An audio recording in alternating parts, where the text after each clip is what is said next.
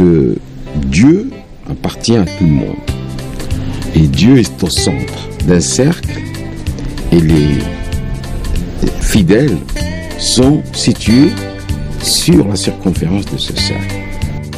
Quelqu'un va atteindre le centre en priant, quelqu'un en pleurant, quelqu'un en marchant. Il y a des mystiques qui s'appellent le Bekaoun, ils passent leur vie à pleurer. Bishr al-Hafi, qui était un grand saint, un grand mystique, a passé sa vie à marcher pieds nus. Quand on lui a posé la question, il a dit: si quelqu'un m'invite, je rentre chez lui parce qu'il a un beau tapis, j'enlève mes chaussures. Est-ce que vous ne considérez pas que la terre est un des meilleurs tapis que Dieu a brodé? Donc, est-ce que etc. Donc, chacun a sa manière d'adorer Dieu. Et l'islam populaire parle de Mimouna, qui connaît Dieu, et Dieu connaît Mimouna, parce qu'elle priait en dansant.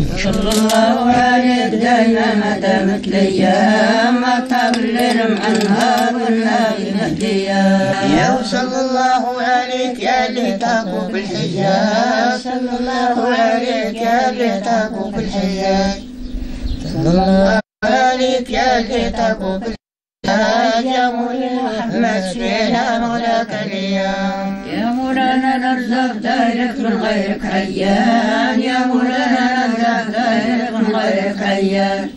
Au milieu du XVe siècle, le Gourara va connaître de profonds changements. L'affaiblissement des pouvoirs centraux, des Iyanides et des Mérinides, va entraîner la montée de mouvements religieux d'idéologie chérifienne. Qui dit religion, du fondateur de la religion, du prophète. Donc les descendants du prophète avaient une place particulière, c'était les sharifs, et on a imposé ou fini par créer une sorte d'hégémonie, pour parler le langage moderne, à partir du religieux.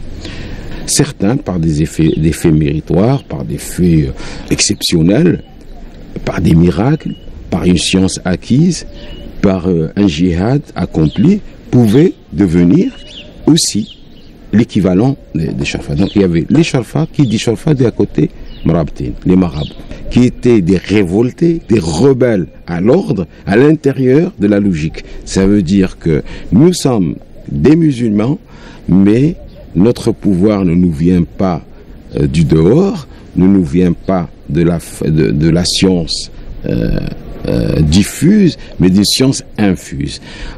D'ailleurs, les mystiques parlent de trois sciences, trois façons de connaître, trois voies de la connaissance. Ilmun ma'qoul, une science rationnelle. Ilmun manqoul, une science transmise. Wa ilmun min wara il uqoul, quelque chose qui est au-delà, qu'on ne peut pas toucher par la rationnelle et qui se touche par autre chose. Donc c'est cette révolte-là qui va séduire le peuple, parce que justement, il n'est plus exiger quelqu'un de faire de longues études, de longs voyages, et donc appartenir à une classe une couche sociale qui peut supporter tout ça. Rappelons les grands voyages pour aller étudier. Et donc on pouvait aussi égaler les autres.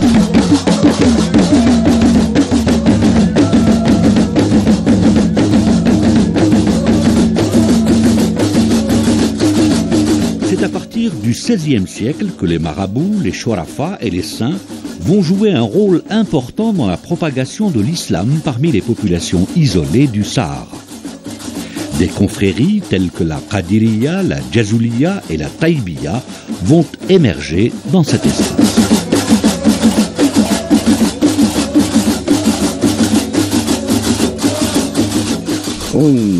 Dans le Gourara, comme dans tout le Maghreb, la Qadiriya est très forte.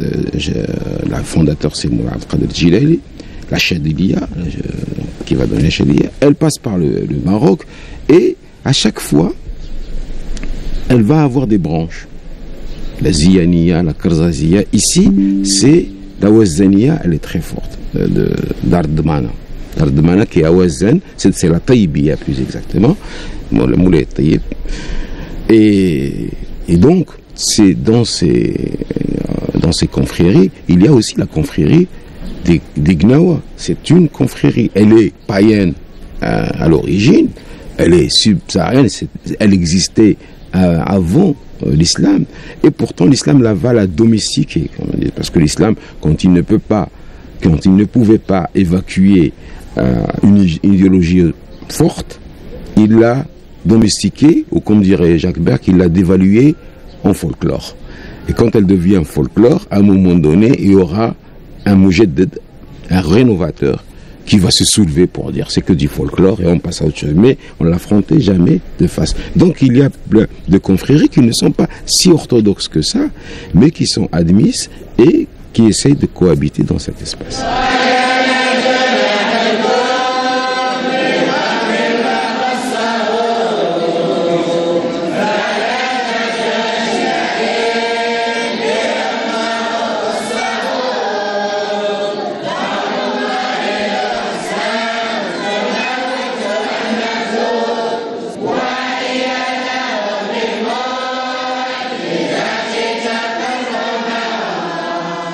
La diffusion au Gourara du charifisme est liée à l'action des saints. Elle se concrétisera par l'instauration des cérémonies du Mawlid al-Nabawi qui célèbre la naissance du prophète de l'islam. Au fil du temps, initié par le saint Sidi el-Hajj Belkacem, un rituel, le Sbou' du Mawlid al-Nabawi, prendra une place importante dans la vie des habitants du Gourara.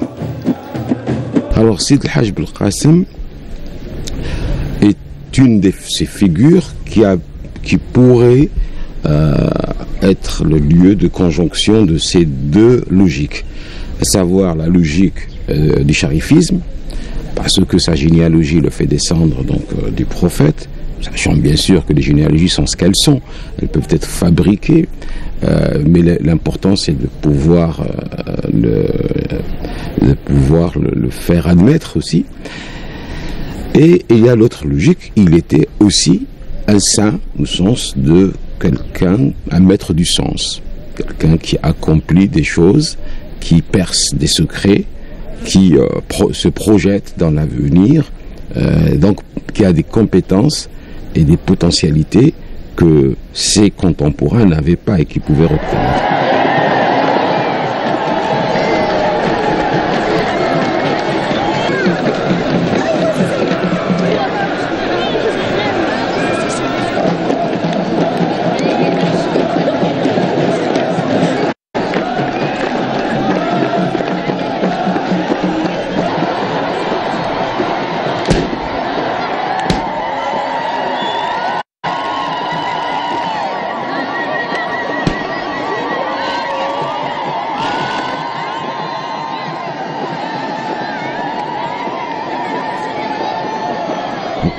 Sidi el-Hajj Belkacem est fort de sa science exotérique, comme on dit, et de sa science ésotérique. Donc, il était les deux à la fois. Il a fini par s'imposer dans cette région face à d'autres concurrents qui sont d'autres saints. La terre n'était pas vide, la terre n'est jamais vide, les territoires ne sont jamais vides. Soit on conquiert un nouveau territoire et en allant s'installer, comme le saint, on le sait, dans le Gourara, il y a Sidi Mohammed dans le Tinerkouk, il y a le Sidi Moussa dans le Tasfaout, il y a Sidi Ibrahim dans le Wajda. Soit on voudrait être le maître de tous ces territoires-là, alors la concurrence est dure, il faudrait que ces représentants-là, ils voient une raison, une force, une puissance.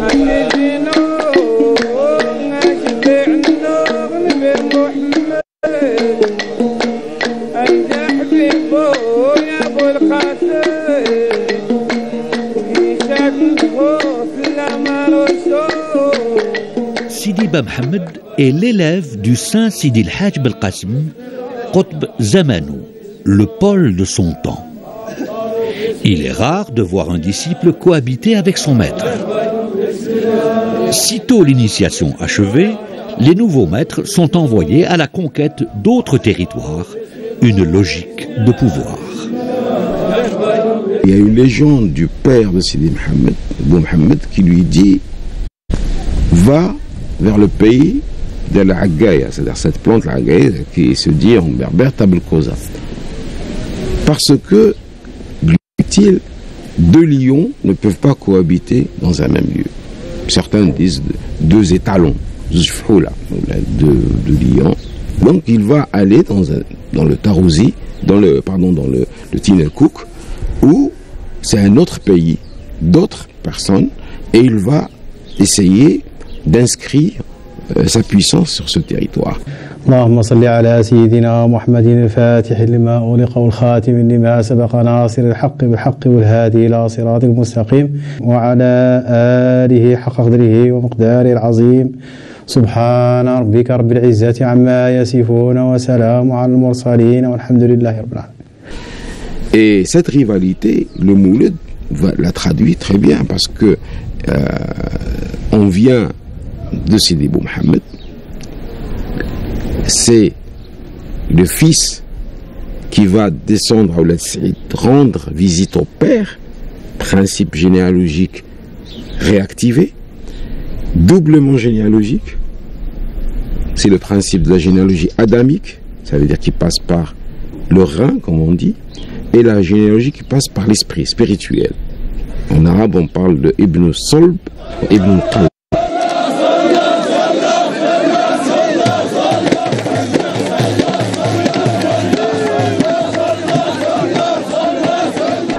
L'anthropologue, c'est pas tant la légende, ou alors c'est la légende au sens étymologique du terme.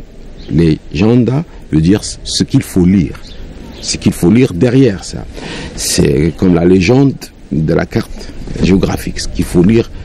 Alors c'est dans cette légende, ce qu'il faut lire, c'est que les territoires étaient disputés. Pour pouvoir occuper un territoire, il faut une puissance. Et quand il y a de la concurrence, il faut aller là où le territoire est relativement vide.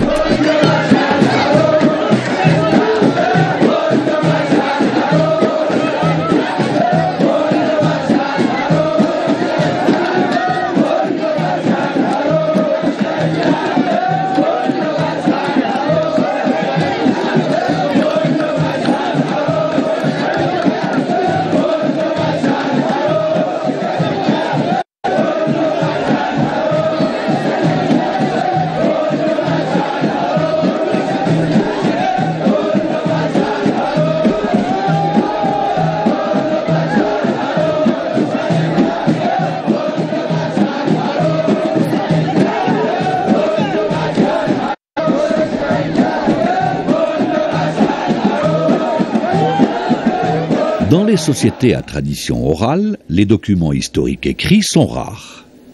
Et pour raconter l'histoire des ancêtres et leurs lieux, la société convoque la mémoire des plus âgés, une mémoire alimentée par des légendes aujourd'hui encore vivaces. Il y a un autre Sidi Mohamed.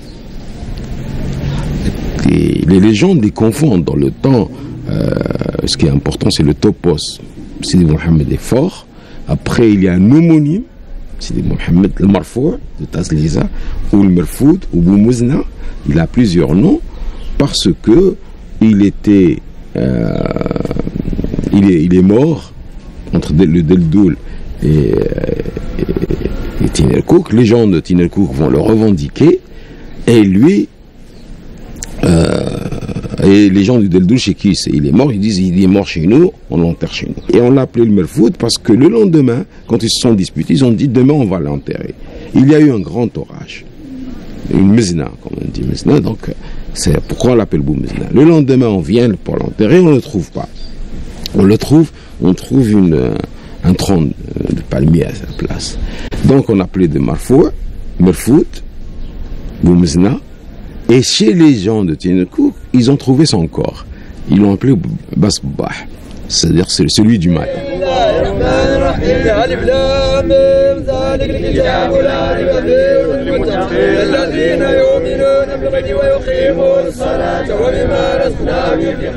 On utilise la sainteté parle avec la même grammaire, c'est-à-dire c'est le même vocabulaire, et les syntaxes qui changent. Et ce vocabulaire existe dans la mystique même chrétienne, européenne, autre. Le Jésus, la lévitation, toutes ces histoires existent. Donc on va utiliser ces motifs, au sens vraiment du tricot, c'est-à-dire un motif qui a on va utiliser ces motifs pour tisser du sens. Tisser, encore une fois, je parle de tisser au sens vraiment de créer un texte. Texte et textile, c'est la même chose. Donc on tisse un texte à partir de motifs qui sont connus, on fait une autre syntaxe et le but, j'insiste sur ça, c'est-à-dire la technique n'est pas ce qui est plus important, c'est la finalité, ce qui se lit derrière cette légende. Ce qui se lit derrière cette légende, je lis une chose, c'est que le Tenurkouk avait besoin d'un maître, avait besoin d'être reconnu, parce que c'est pas possible qu'il y ait Sidi Mohamed qui soit envoyé exprès, qu'il meurt, mais quand même on le retrouve là-bas. Ça veut dire que c'est pas une région qui était a priori intéressante. Elle va être intégrée. Et quand on voit aujourd'hui qu'il habite, elle est habitée par les Mharza, elle est habitée par les Yahmed, ça veut dire c'est des Arabes par rapport à un monde zénith. Et donc, comment intégrer une ethnie qui n'est pas l'ethnie d'origine? Et donc voilà, la sainteté sert à faire des sutures.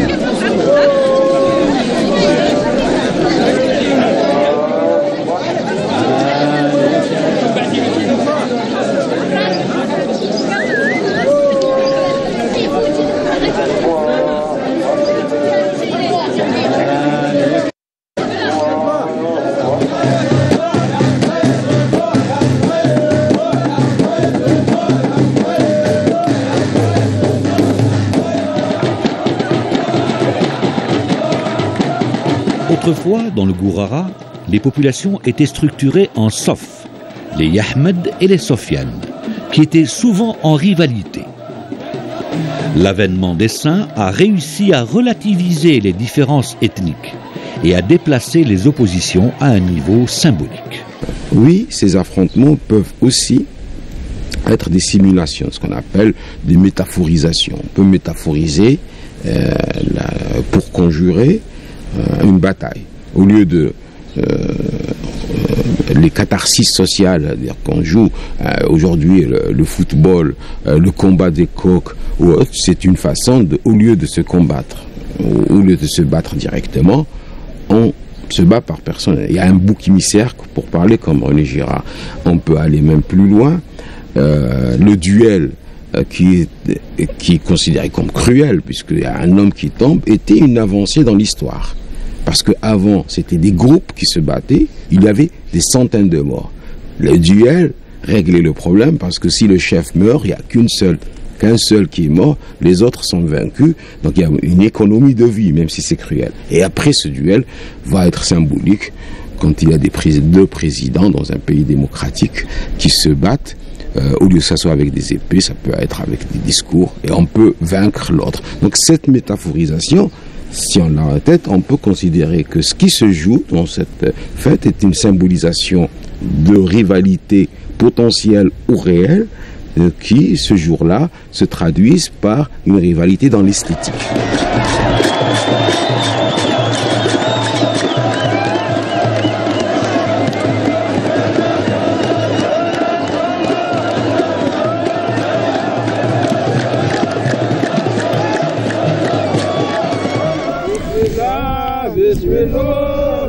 Une légende raconte que Sidi el-Hajj Belkacem aurait ramené à la raison Sidi Abbad, un bandit de grand chemin. Malgré l'âge avancé de Sidi Abbad, son dévouement au maître le fera accéder à la sainteté. À sa mort, il sera enterré en dehors de la cité, dans le désert.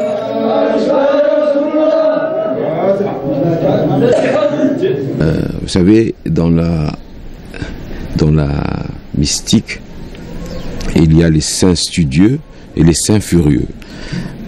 Les saints studieux, c'est ceux qui travaillent, c'est l'expression des Fanny Colonna. Les saints studieux, c'est les saints qui parviennent en bûchant, on va dire, en faisant un effort de compréhension, en étant dans la science. Et les saints furieux, c'est les saints qui atteignent les autres, qui font, qui touchent, c'est des rebelles. C'est-à-dire qu'il y a des gens qui changent la réalité par la sagesse, ils sont imités, par leur sagesse, et d'autres qui la changent physiquement. Est-ce que Sidi Abbad était déjà un saint parce qu'il était déjà un révolté, ou alors était-il, comme on l'a souvent dit, un bandit de grand chemin? That's his question.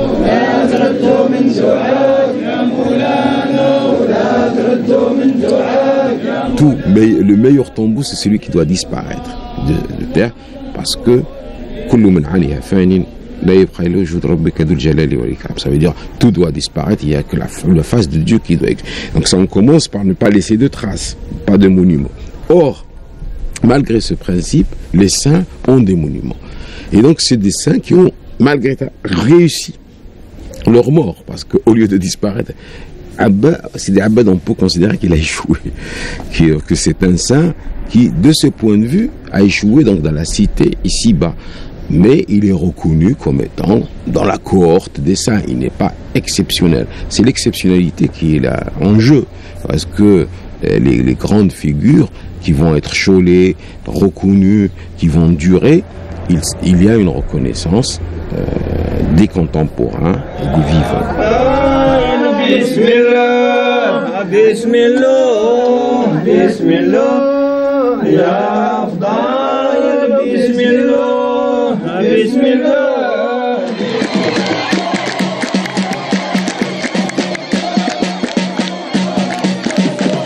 La Hidja Rahim, épouse de Sidi El-Hajj Belkacem, est enterrée en périphérie de la cité, dans les jardins de la Zawiya. Élevée au rang de sainte, son mausolée est régulièrement visité. Une femme élevée à l'honneur de sainte ou de femme de saint, elle ne pouvait passer que par son mari pour l'être. Et c'est rare où elle est reconnue pour elle-même. Ça existe. En Tunisie, il y a des femmes soufites, mais elles ne sont... je veux dire, elles sont reconnues dans la science ésotérique, dans leur pouvoir, dans leur sainteté, mais jamais comme une puissance politique. Parce que là, ce qu'on célèbre, ce qu'on oublie souvent, c'est que un saint enterré qui a une gouba qui est visité, c'est un mausolée, exactement comme un monument aux morts. C'est de la politique, et ça relève de la politique. C'est politique au sens grec, au sens polis, cité. C'est un organisateur de la cité. Et la femme n'était pas une organisatrice de la cité, elle était adossée, c'est un appendice en quelque sorte de l'homme, elle n'existait qu'à travers lui. Donc il n'est pas étonnant de voir que la Hija est en quelque sorte un peu mise en marche, mais elle est quand même dans la marche. Ça veut dire elle n'est pas totalement exclue du texte, elle est en marche du texte. Carrefours commerciaux et lieux de rencontre et d'imbrication culturelle, les oasis sahariennes dans le Maghreb ont été marquées par l'influence spirituelle des saints et des marabouts, qui, tout en propageant l'islam dans ces contrées, ont su agréger socialement des populations éparpillées à travers les grands espaces désertiques.